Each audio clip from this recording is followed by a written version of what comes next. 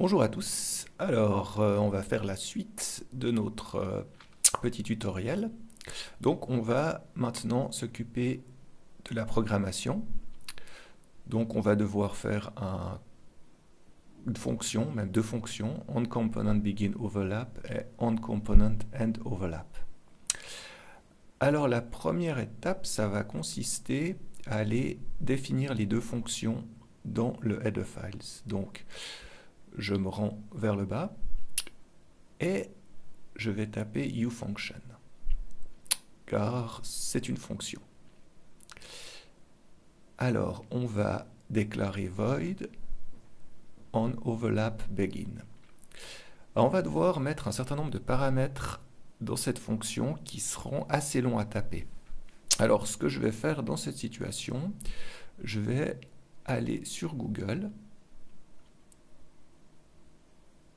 Peut-être juste avant, on regarde ce que ça donne, voilà. Donc, j'ai toutes ces fonctions-là que je vais devoir mettre dans ma fonction. Alors, je me rends sur Google et je tape onOverlapBegin, C++.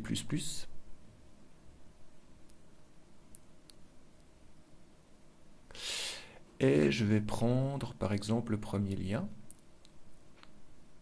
Alors, je vous recommande ce site, si vous parlez un peu l'anglais, c'est unrealccp.com. Je vous mettrai le lien si jamais en description. Et donc, je vais simplement recopier ces deux fonctions.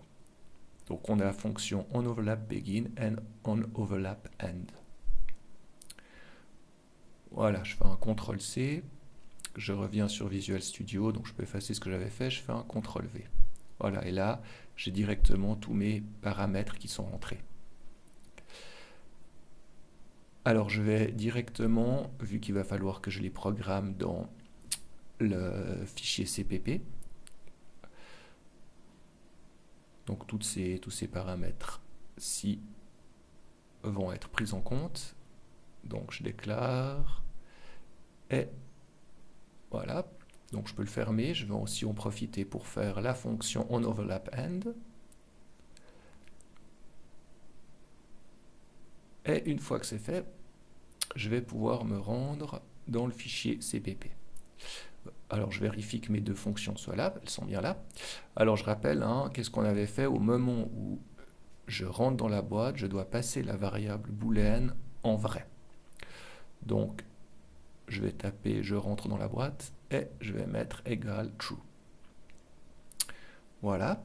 Et puis, évidemment, quand je sors de la boîte, la variable booléenne va passer en faux. Donc, je tape je rentre dans la boîte égale false. Voilà.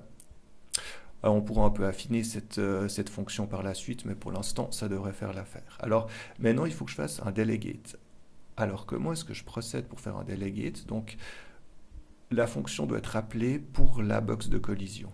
Donc, je vais dire, donc, box collision, j'ai une fonction onComponentBeginOverlap, et je rajoute add dynamic. Voilà. Ouais, il me fait une correction automatique, c'est pas très pratique. Alors, qu'est-ce que je dois rentrer? Je dois rentrer quel est l'objet sur lequel j'aimerais avoir ce component. Donc, c'est lui-même, c'est l'objet lui-même. Donc, j'utilise le terme this. Et le nom de la fonction. Donc, la fonction, c'est celle qu'on a déclarée précédemment. Alors, il faut que je fasse une référence. Donc, j'utilise un ampersand. Et puis ensuite, je vais donc voir le nom de ma classe. Donc la classe, c'est à mon acteur. La fonction se trouve dans cette classe. À mon acteur, deux points. Et je donne le nom de la fonction. Donc je rappelle, on l'avait appelé onOverlapBegin. On peut vite aller vérifier. onOverlapBegin. onOverlapBegin, voilà. Et je dois faire un delegate pour le end overlap. Alors, box collision, onComponent end overlap.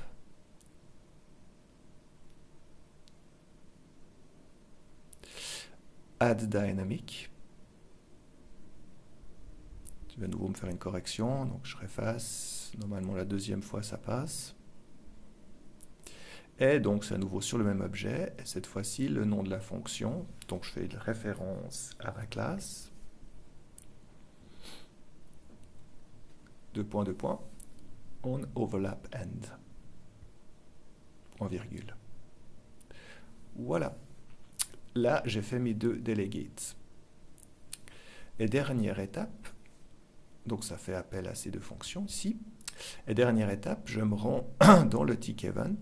Et le but, ça va être donc de faire la programmation suivante. Donc, si la variable booléenne est vraie, eh bien, ça va déclencher la montée du cube. Donc, pour ça, if, c'est le branch, hein, c'est donc cette partie ici. Donc, si la condition est juste, ça fait mon déplacement.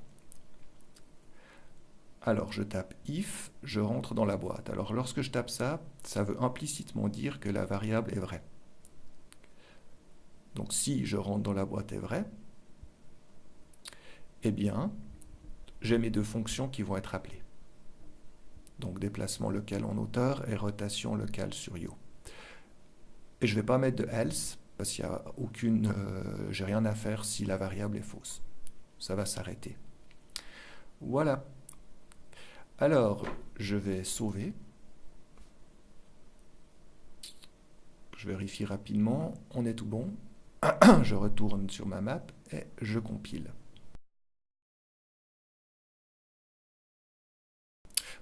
Voilà, la compilation est finie. Alors maintenant, je peux lancer un petit essai.